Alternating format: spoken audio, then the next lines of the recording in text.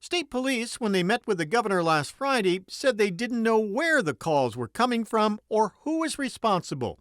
But they did tell the governor it was probably from outside the U.S. It is phenomenally disruptive. It causes trauma among teachers and children and parents. It causes chaos, especially this week after what the nation had to witness, another mass shooting in a children's school in Nashville. And I want to reassure parents that the state of New York takes this very seriously. It is incredibly stressful on our families at this time, and there's nothing we want more than to restore some sense of common normalcy for our kids who've been through so much over the last few years. The schools that were targeted went into lockdown until police could respond and make sure the threats were a hoax. The FBI is now working with state police on the case to try to identify who's responsible. So-called swatting calls have plagued school districts across the country over the past several months.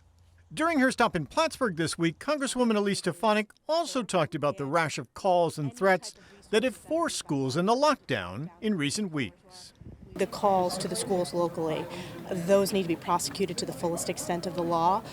To have individuals try to take advantage of this really uncertain time, it is horrible, and any type of resources that are needed by law enforcement to track down who those callers are, we fully support that to make sure they're prosecuted fully.